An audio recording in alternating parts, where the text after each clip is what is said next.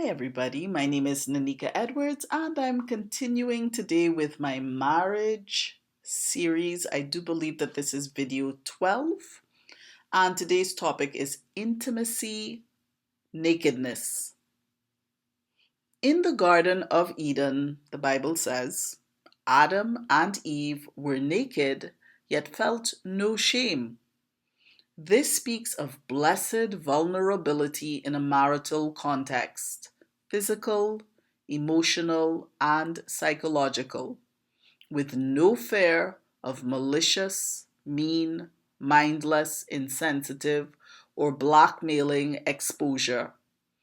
Each spouse needs to feel secure in the fact that their partner will not, quote and unquote, expose their nakedness. You can see the post flood story of Noah in the book of Genesis to explore this concept of uncovering people's nakedness, metaphorically speaking, or even physically speaking, literally speaking, or metaphorically speaking, pardon. A violation of this principle will absolutely undermine the health of your marriage, except in extraordinary circumstances. For example, you discover that your spouse, God forbid, is a sexual predator. Here's my advice. Wives, when your husband is being vulnerable, like emotionally, for example, don't scold or shame or ridicule or belittle him like some little boy. Let your heart and your confidence in him and your confidentiality be his safe space and place of peace. Husbands, when your wives need to cry on your shoulder or into your chest, please be kind and gentle. Don't shame her or accuse her of being too emotional. Why are you women so emotional? Well, that's how God made us. Anyway, we women are emotional creatures. That's how God designed us so that we could be a perfect puzzle piece fit with you. And now I'd like to share a poem with you that is not within the context of like a marital relationship exactly, but it is within the context of our relationship with God and how God treats our nakedness. Like, we can be perfectly comfortable to be naked with God. And I think that's where nakedness really begins, metaphorically speaking. And, let me read this proverb poem. It comes from my book, A Poet's Proverbs, book 7, I do believe, book 7. Okay. When the humiliation of my naked humanity and buck-bare unclothed clay drive me like a mud-smudged kid of gold-gilded childlike trust into his kind and beautiful arms, it decks the Most High with sun-glory dandan as he lovingly scoops me up and wraps me in the blanket of his daddy love and affection and robes me with royalty. So I should explain that in Trini Creole English or Trini dialect, dandan means fancy clothing. So I'm going to read that again.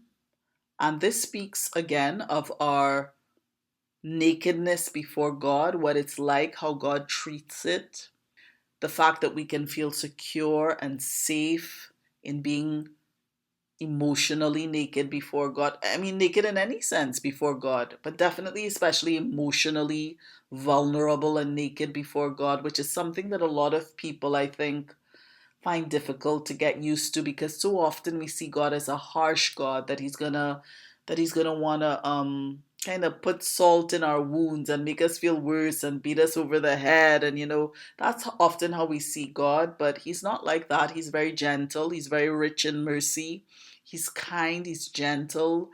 I think that in the church, because there's so much harshness in the church, And there's so much harshness that the church projects towards unbelievers and towards the world, that we often think that that's how God is. But no, that's how people are. Jesus said that he did not come to condemn, but to save, at least on this side of eternity.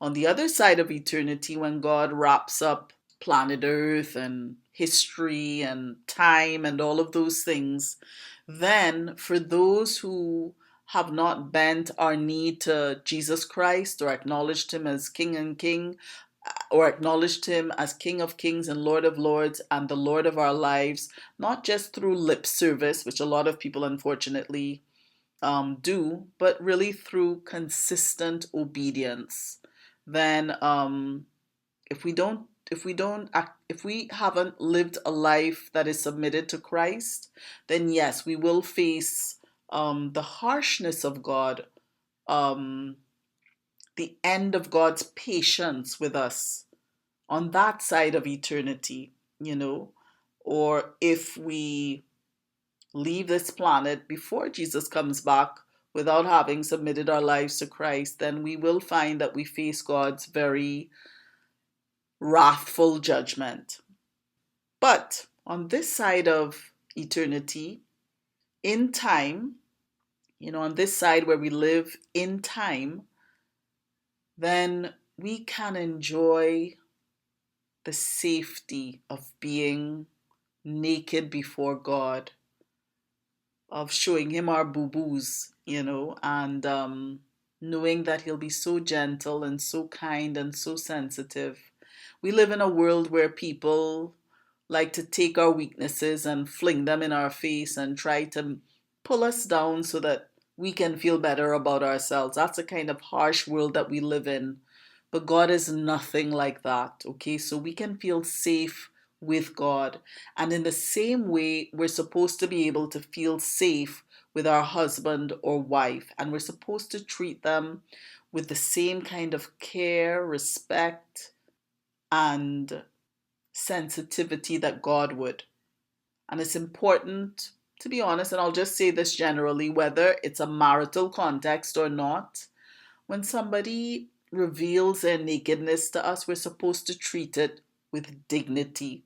We're not supposed to run around with it and, publicize it and make it a public circus. No, we're supposed to cover people's nakedness, metaphorically speaking, sometimes literally speaking. For example, I can never understand why people find it so entertaining to look at revenge porn, for example. Why would people do that? I mean, why I don't understand human beings sometimes. I mean, like you hear these stories of people being victims of revenge porn, and people sharing the videos and commenting and enjoying somebody else's humiliation. I've never understood that, to be honest. It's not a good thing to do. We shouldn't do that. But anyway, here's the poem again. And again, Dan Dan means fancy clothing. So I'm going to read it again.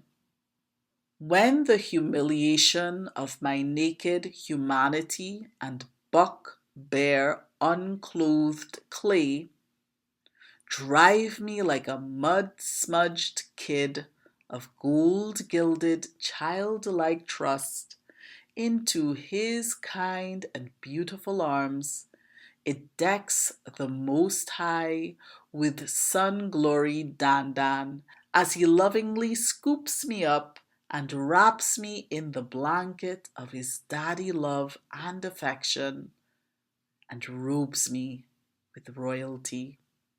So we go to God with our nakedness. We show him our boo-boos, you know. We also thank him for the things that make us beautiful. And what does it do? It glorifies God. And not only does it glorify God, but God will make sure that he covers our nakedness, our the undignified parts of who we are with his righteousness, with robes of righteousness. And yes, so that's it. I don't want this to be too long, so I'll end off here. But I hope that you enjoyed this. If you did, thank you for giving it a thumbs up. And if you'd like to see more videos like this, then thank you for subscribing to my channel. And thank you for sharing these videos with people whom you think they would be useful and helpful for. Well, until next time, do have a great day and a great week.